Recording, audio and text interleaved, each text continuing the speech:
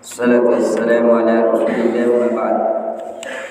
اللهم انفعنا بما علمتنا وعلمنا ما ينفعنا وزدنا علما. السلام عليكم ورحمة الله وبركاته. Alhamdulillah, di pertemuan sebelumnya kita telah membahas tentang awal waktu masuknya waktu sholat. Dan semua waktu-waktu sholat alhamdulillah kita sudah jelaskan bahwasanya di sholat subuh ketika muncul fajar shadiq, yaitu fajar yang menyebar, dan sholat zuhur bayangan semisal dengan panjang dari badan kita, sholat asar 2 kali lipat dari hal tersebut, dan sholat maghrib tenggelamnya matahari namun cahaya telah menyebar, dan salat isya dengan terbitnya bintang.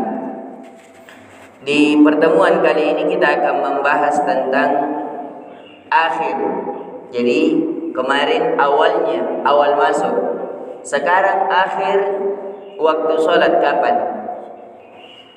Tentu hal ini ketika kita kembali dalam kitab-kitab fikih, dalam semua mazhab, baik dalam mazhab Syafi'iyah maupun dalam mazhab Hanbaliyah, Hanafiyah dan selainnya, dan kita memberikan rincian, itu ternyata terjadi perbedaan pendapat di kalangan para ulama. Namun ringkasnya kita akan memberikan ilmu ringkasan, dan ini dibagi, yaitu ringkasnya waktu zuhur batasnya sampai asar, waktu asar batasnya sampai maghrib, waktu maghrib sampai isya, dan isya sampai subuh. Walaupun di dalamnya ada terjadi perbedaan pendapat, ada yang mengatakan tidak. Batasnya kalau isya, salat isya itu sampai sepertiga malam. Kalau salat zuhur bagi duanya, begitu juga salat asar. Pendapat yang lain mengatakan tidak. Batas akhirnya, misalnya seseorang salat zuhur ke asar. Kalau orang salat zuhur misalnya 4 rakaat, biasanya 7 menit, maka batas akhirnya 7 menit. Maka orang yang salat, misalnya dia salat 4 rakaat, 2 rakaat baru salatnya, kemudian masuk salat asar, maka dia tidak terhitung orang yang sudah salat zuhur. Kenapa? Karena ia melakukan di luar waktu.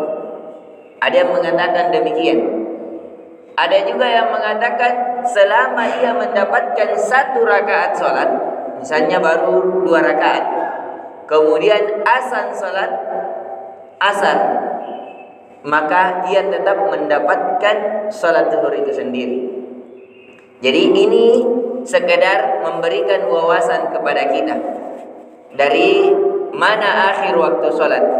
Namun setelah kita pahami bagaimana menggabungkan semua pendapat-pendapat agar teramalkan, ringkasnya adalah waktu akhir salat tadi, zuhur ke asar, asar ke maghrib, maghrib ke isya, dan isya ke subuh.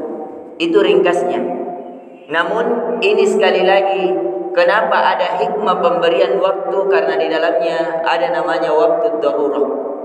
Ada orang-orang yang memang seperti misalnya orang yang pingsan. Dia kecelakaan di subuh hari ini. Dia tidak tersadarkan kecuali sudah mendekati zuhur. Sehingga Allah memberikan tenggang waktu sebagaimana yang dibacakan imam kita di rakaat pertama. Bahwasanya Allah mengadakan siang dan malam. Ini berbicara waktu. Itu dari tanda-tanda kebesaran Allah Azza wa Jalla agar kita berpikir. Jadi sekali lagi kita ingatkan bahwasanya di dalamnya ada orang-orang yang memiliki uzur. Seperti misalnya orang yang pingsan, yang kecelakaan, dia tidak sempat lagi untuk melakukan sholat di tepat waktu. Ataukah misalnya terjadi kebakaran tiba-tiba saat pada waktu sholat, apakah kita sholat dulu atau memadamkan api dulu? Otomatis kita memadamkan api dulu. Setelah padam aman apinya, baru kita pergi melakukan sholat. Kenapa? Karena itu yang lebih darurat. sehingga Allah memberikan kelapangan waktu antara satu sholat dengan sholat yang lain. Ataukah hal yang sebaliknya, misalnya dokter, dia lagi mengalami orang-orang yang ingin melahirkan.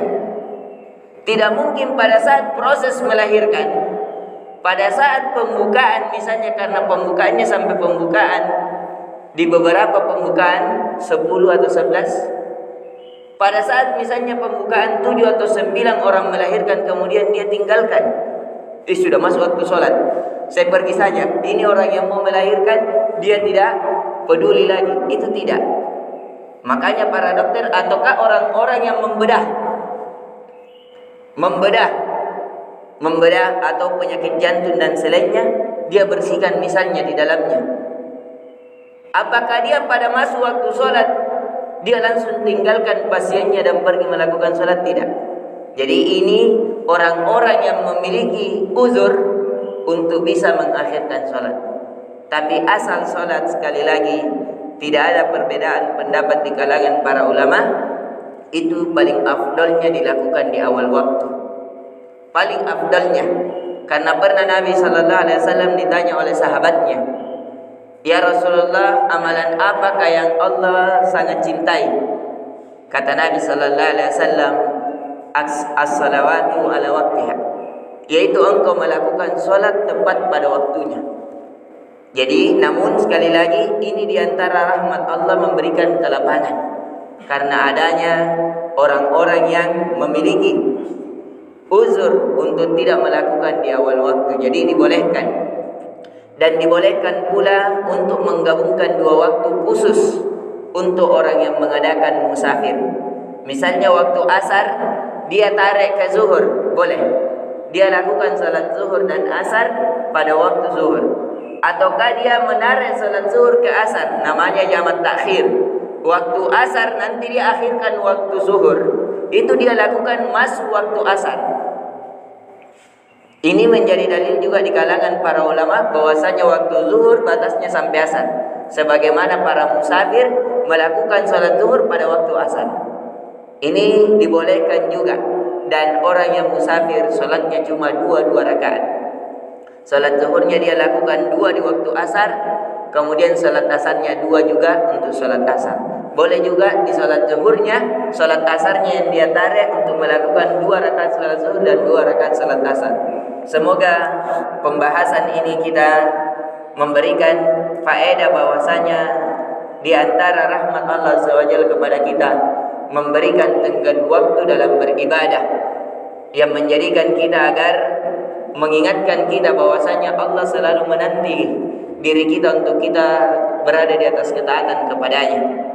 Bisa jadi kita lemas untuk beribadah kepada Allah di waktu tepat zuhur, namun Allah memberikan hidayah di akhir-akhir mau memasuki waktu asar, Allah menjadikan kita bertaubat dan kembali kepadanya, sehingga kita kembali kepada Allah Azza wa Jalla dengan sebagai orang-orang yang taubat.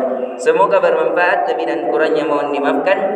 Subhanakallahumma bihamdik, asyhadu an la ilaha illa anta, astaghfiruka wa atubu ilaik. Assalamualaikum warahmatullahi wabarakatuh.